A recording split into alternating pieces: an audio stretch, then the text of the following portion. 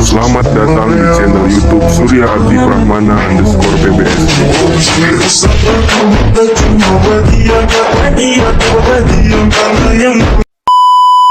Jangan lupa like, komen, share, dan subscribe.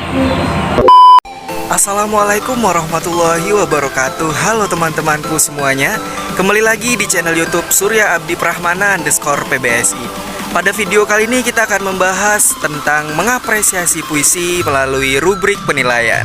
Bagaimana pembahasannya? Yuk kita simak bersama-sama teman-teman. Cekidot. Teman-teman, untuk yang pertama kita akan membahas mengenai fakta-fakta yang mendasari pengembangan rubrik penilaian menulis puisi. Dalam mengembangkan rubrik penilaian menulis puisi, perlu mempertimbangkan fakta-fakta di lapangan untuk mengukur sejauh mana kebutuhan di lapangan terhadap rubrik penilaian yang akan dikembangkan. Dari beberapa fakta yang mendasari pengembangan antara lain teori tentang sikap dan teori pengalaman awal. Teori pengalaman awal terdiri atas teori skema dan teori konstruktivisme. Menurut Muslik, tahun 2008 halaman 125, sikap adalah perilaku dan keyakinan seseorang terhadap suatu objek, fenomena, dan masalah.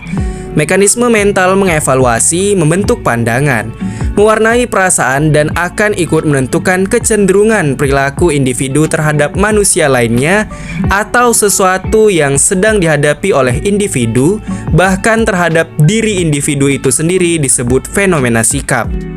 Fakta selanjutnya yang melatar belakangi pengembangan rubrik penilaian antara lain teori skema.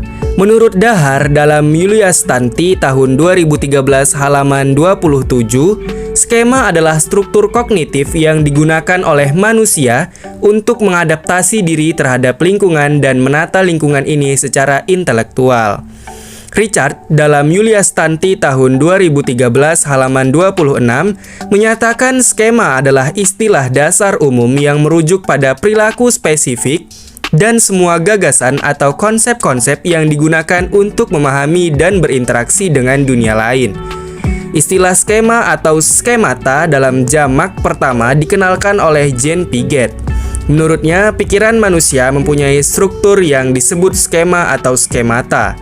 Terdapat di dalam Sugi Hartono dalam Yulia Stanti tahun 2013 halaman 26. Selanjutnya kita akan membahas mengenai rubrik penilaian dalam menulis puisi. Menurut Muller dalam Nurgiantoro tahun 2011 halaman 33, rubrik dapat dipahami sebagai sebuah skala penyekoran yang dipergunakan untuk menilai kinerja subjek didik untuk tiap kriteria terhadap tugas-tugas tertentu. Nurgiantoro tahun 2011 halaman 33 mengatakan bahwa fungsi rubrik yakni menentukan tinggi rendahnya pencapaian kinerja peserta didik. Dalam sebuah rubrik terdapat dua hal pokok yang harus dibuat, yaitu kriteria dan tingkat capaian kinerja tiap kriteria. Kriteria berisi hal-hal esensial yang ingin diukur tingkat capaian kinerjanya yang secara esensial dan konkret mewakili kompetensi yang diukur capaiannya. Kriteria haruslah dirumuskan atau dinyatakan singkat, padat, komunikatif, dengan bahasa gramatikal dan benar-benar mencerminkan kompetensi yang diukur. Tingkat capaian kinerja umumnya ditunjukkan dalam angka-angka, dan umumnya adalah angka 1 sampai dengan 4 atau 1 sampai dengan 5. Besar kecilnya angka sekaligus menunjukkan tinggi rendahnya capaian. Penilaian tingkat capaian kinerja seorang pembelajar dilakukan dengan menandai angka-angka yang sesuai. Rubrik sebaiknya ditampilkan dalam tabel, kriteria ditempatkan di sebelah kanan kriteria yang diukur capaiannya itu.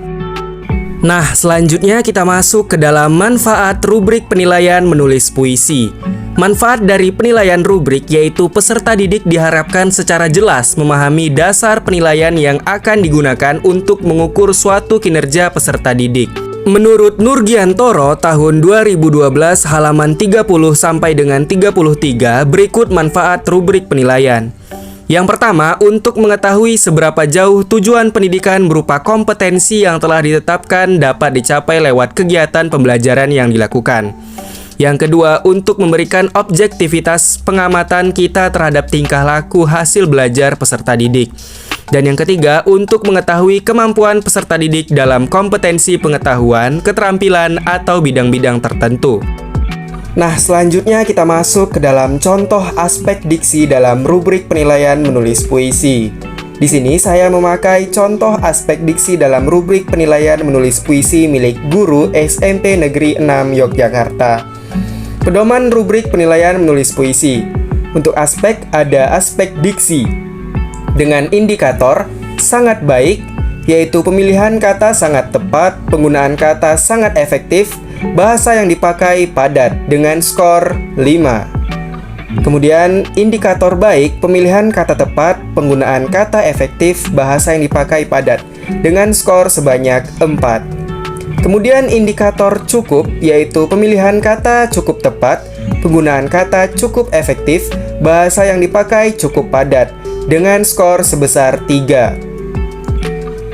Untuk indikator selanjutnya yaitu kurang, pemilihan kata kurang tepat, penggunaan kata kurang efektif, bahasa yang dipakai kurang padat dengan skor sebanyak 2. Dan yang terakhir ada indikator sangat kurang, yaitu pemilihan kata tidak tepat, penggunaan kata tidak efektif, bahasa yang dipakai tidak padat dengan skor sebanyak 1.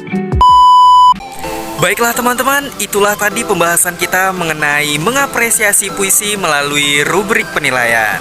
Terima kasih bagi teman-teman yang sudah menonton dan semoga dapat menambah ilmu dan pengetahuan kita di seputar dunia sastra. Sampai jumpa dan tunggu video-video saya selanjutnya ya teman-teman. Wassalamualaikum warahmatullahi wabarakatuh.